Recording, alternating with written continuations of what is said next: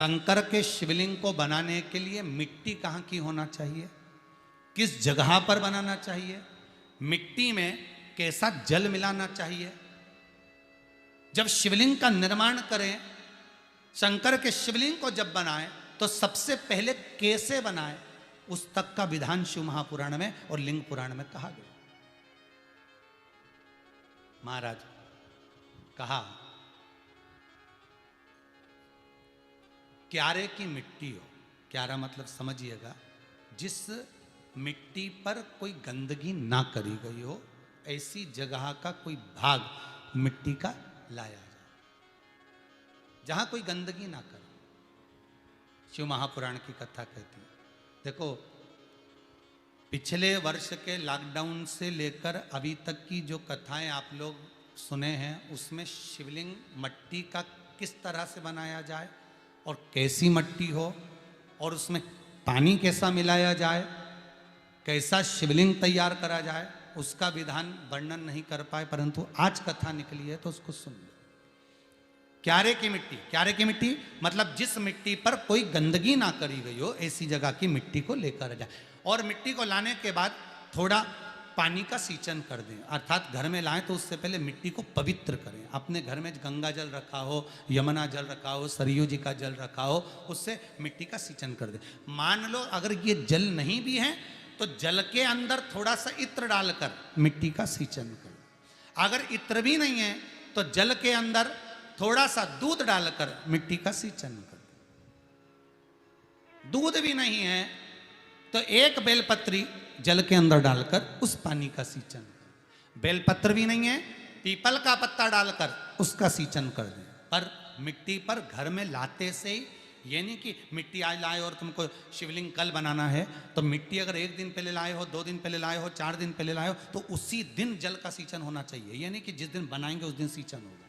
मिट्टी पर पानी का छींटा, सींचन भले ज़्यादा मत डालो, पर छींटा तो उस दिन लगा देना चाहिए जिस दिन घर में मिट्टी लेकर आए हो, जिस दिन लेकर।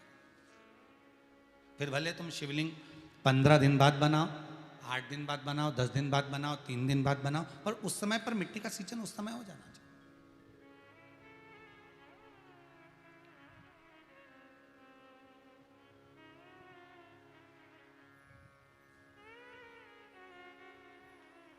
फिर कहा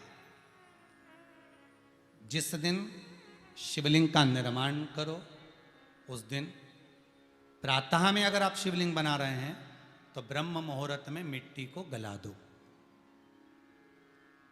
किस पानी से गलाना है उसका भी प्रमाण, उसका भी शास्त्र वर्णन करा। किस जल से गलाया जाए, शिव महापुराण की कथा कहती है अगर आपको आज शिवलिंग का निर्माण करना है, शाम को आप शिवलिंग का निर्माण कर रहे हो, तो अपने पानी का जो मटका होता है, हंडा होता है, रसोई घर में जहां पानी भर कर रखते हो, उसके नजदीक में एक कलश जिसमें अलग से ताजा जल भरा जाए और उस पर प्लेट ढकी हो और उस पर एक चावल का दाना रखा हो, उस जल को लेकर आओ। थोड़ी देर रखा रहे, आधा घंटा, 2 घंटा, 3 घंटा, 15 मिनट, 20 मिनट, पर वो पानी वहां रखा होना चाहिए। रसोई घर में अन्नपूर्णा का निवास होता है, परिंदे के पास पितरों का निवास होता है। अन्नपूर्णा, पित्र सब रसोई घर के भीतर विराजमान होते हैं। शास्त्र कहता है 33 कोटि देवता एक समय के लिए, एक क्षण के लिए हमारे रसोई घर में प्रवेश करते हैं। इसलिए रसोई घर को तुम पूरे घर को स्वच्छ रखो ना रखो, पूरे घर को तुम साफ रखो ना रखो, पर रसोई घर एकदम क्लीन होना चाहिए, साफ होना चाहिए, स्वच्छ होना चाहिए। आज के ज़माने में तो खैर गया, पर पहले जब मट्टी के चूल्हे होते थे, जब चूल्हा बंद होता था तो उसको गीला कर कर, गोबर को या पानी में उसको गीला कर कर, एक कपड़े को गीला कर कर पूरे चौके को, रसोई घर को पोंछा जाता था। मिट्टी का होता था वो, तो भी उसको पोता लगाते थे, पोंछते थे।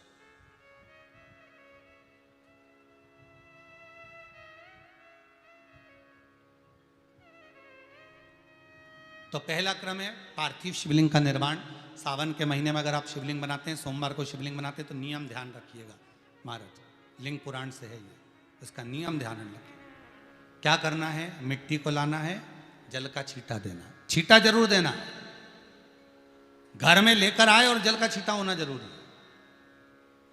2 दिन तक 3 दिन तक मिट्टी रखी हुई है, और उसके बाद अगर आपने पानी का छींटा नहीं दिया है और आपने डायरेक्ट मिट्टी को गला दिया और उसके बाद बनाया, तो उसका कोई प्रमाण नहीं। जल का छींटा अवश्य। फिर उसको रख दें, 15 दिन बाद बनाओ, 4 दिन बाद बनाओ, 3 दिन बाद बनाओ, 2 दिन बाद बनाओ। शिवलिंग जब बनाओ तब उस मिट्टी को, जो कलश आपने रसोई घर में रखा है चावल का दाना रखकर प्लेट के ऊपर, अर्थात उस कलश का जल उस मिट्टी में थोड़ा सा डालिए। क्यों डाला जाता है उसका भी भाव वर्णन किया है। अब भविष्य पुराण, स्कंद पुराण और अग्नि पुराण, इन तीनों से ले लिया गया। वर्णन किया गया, जब उस कलश का जल हम डालते हैं तो उस कलश में पितरों का भाव आ जाता है, अन्नपूर्णा का भाव आ जाता है, घर में लक्ष्मी का भाव आ जाता है, संपदा का भाव आ जाता है। पूरे 24 घंटे के अंदर एक क्षण के लिए रसोई घर में 33 कोटि देवता आते हैं, तो वो देवता का सारा भाव उस कलश के अंदर आ जाता है। और वो जल जब हम उस मिट्टी में मिलाते हैं तो गंगा, यमुना, सरयू, सरस्वती, ये 33 कोटि देवता में, तो इन सब का आनंद उस जल में आ जाता है। और वो जल जब हम मिट्टी में मिलाते हैं तो मिट्टी पवित्र हो जाती है, स्वयं कैलाश अधिपति को स्वीकार करने के लायक हो जाती है, निर्मित करने के लायक हो जाती है।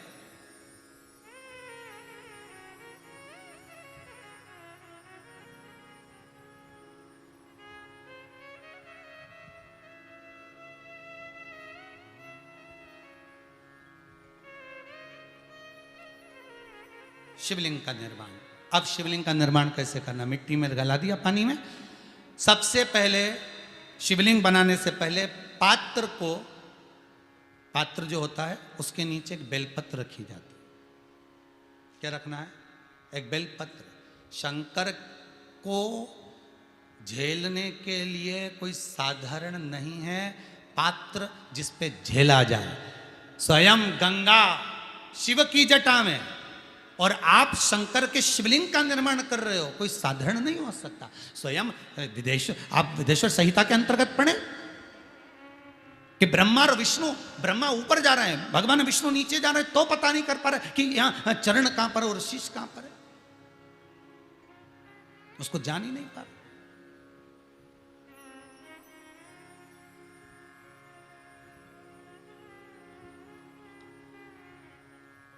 बस एक बेलपत्र, साधारण भाव में बेलपत्र भी सीधा भाग, और इस बेलपत्र की जो डंडी है वो उत्तर दिशा में रखना है थाली के अंतर्गत। जब आप शिवलिंग का निर्माण करें उत्तर, इसके ऊपर जो गलाई हुई मिट्टी है वो डाल दीजिए, और डालने के बाद सबसे पहले शिवलिंग का स्वरूप बनाना है। सबसे पहले नीचे की जलाधारी नहीं बनाना, क्या बनाना है? शिवलिंग का स्वरूप बनाना। बनाने के बाद उसी शिवलिंग के पास में और मिट्टी डाल लीजिए, फिर जलाधारी का निर्माण करिए। फिर जलाधारी,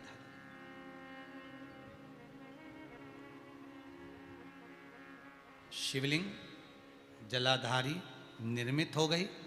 शंकर जी का संपूर्ण परिवार शिवलिंग में रहता है, आपको पहले भी कहा। भगवान भूत अधिपति भूतेश्वर भगवान शिव का संपूर्ण परिवार शिवलिंग में, पहले भी कथा में कहा, आज फिर आपको वर्णन कर देते हैं। जैसे ये जलाधारी है गोल, ये चरण है, ये शिवलिंग है। ये जो गोल भाग है जहां पर भगवान शंकर का शिवलिंग रखा है, ये पार्वती जी का हस्त कमल है। जहां से पानी नीचे गिर रहा है, इसके राइट भाग में श्री गणेश जी का स्थान, लेफ्ट भाग में श्री कार्तिकेय जी का स्थान। बीच में जो एक मोटी सी लाइन होती है जलाधारी में, वो पार्वती जी के सुंदर पुत्री अशोक सुंदरी का स्थान। शंकर जी के ऊपर जो तिकोनी रखी रहती है, उसके ऊपर से जो जल बूंद बूंद नीचे गिरता है, ये जो पानी बूंद बूंद नीचे गिरता है, या आप कलश से जल चढ़ाते हो या आप श्रृंगी से जल चढ़ाते हो, तो ये जो पानी गिर रहा है, ये शंकर भगवान की 5 पुत्रियां, जया, विषहरा, शामरी बारी, दोतली और देव, ये शंकर जी की 5 बेटी, 5 पुत्री। कार्तिकेय भी है, गणेश भी हैं, अशोक सुंदरी भी है, शंकर जी की 5 बेटियां भी हैं, शंकर भी है और पार्वती भी। अर्थात शिव जी के परिवार में आपको गणेश जी की पूजन अलग करने जाने की जरूरत नहीं पड़ेगी, शंकर के परिवार में पार्वती जी की पूजन अलग करने जाने की जरूरत नहीं पड़ेगी, कार्तिकेय की पूजन अलग जाकर करने की जरूरत नहीं है। शंकर का परिवार शंकर के शिवलिंग के साथ में उस जलाधारी में संपूर्ण परिवार शंकर का विराजमान है, संपूर्ण परिवार, कुछ भी नहीं, संपूर्ण और पूरा परिवार है महाराज। फिर वही बात आई, ध्यान दीजिएगा, जिस व्यक्ति को नींद ना आवे, रात्रि को सोते समय टेबलेट खाने की जरूरत नहीं, शंकर भगवान की 5 पुत्रियों का नाम लीजिए। जया, हाथ में जल लो, पलंग पर बैठो, जल हाथ में लिया, जया आचमन कर लो, विषहरा आचमन कर लो, शामली बारी आचमन कर लो, दौतली आचमन कर लो और देव आचमन कर लो। ये शंकर की जो 5 पुत्रियां हैं, ये ऐसी पुत्रियां हैं जो निंद्रा देवी को लेकर आती हैं और हमें विश्राम का आनंद सुख प्रदान करती, हमारे नयनों पर विराजमान रहती।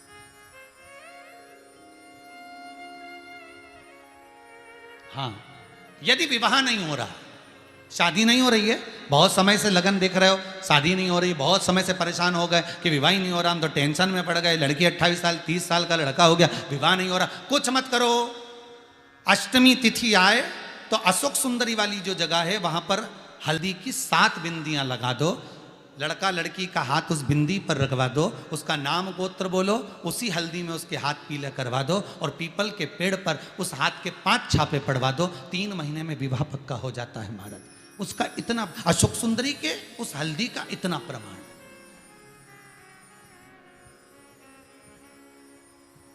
3 माह के अंतर्गत विवाह नक्की होगा।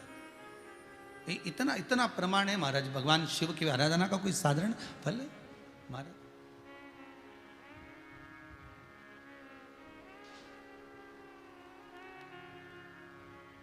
निर्मित करा शिवलिंग। एक बार सब जितने भी टीवी पर बैठे हैं, सम्मुख में कथा सुन रहे हैं,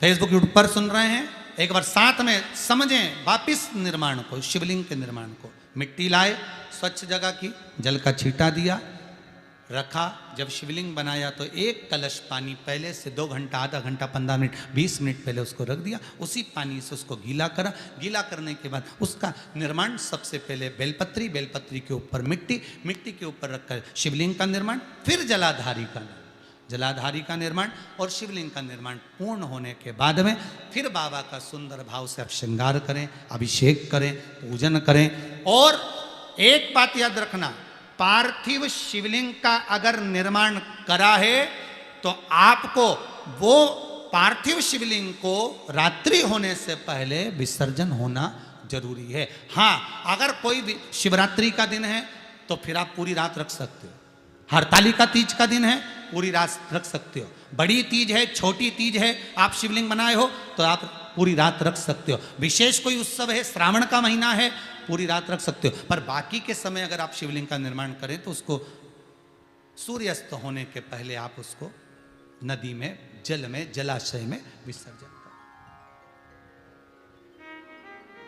बहुत ध्यान दीजिएगा, विसर्जन करते समय जब आप विसर्जन करें, पानी में अपने पात्र को, शिवलिंग को जब छोड़ें, उस समय पर ध्यान दीजिएगा कि शिवलिंग की जो जल की धार है, जिसका उत्तर की ओर जो जल की धार होती है, विसर्जन करते समय वो जल की धार अर्थात वो उत्तर का भाग हमारी ओर होना चाहिए और थाली इस तरह से पकड़ें कि वो भाग हमको जब डालें तो वो भाग हमको दिखे, थोड़ा सा नजर आए पानी में डालते समय। और जब वो थोड़ा भाग दिखता रहे और जिस लिए आपने शिवलिंग बनाया, जिस कामना से आपने शिवलिंग बनाया है, वो कामना उस भाग को पानी में देखते देखते बोल दीजिए, वो कामना पूर्ण हो जाती है। इसको कहते हैं पार्थिव शिवलिंग का निर्माण करना और उसकी आराधना करना,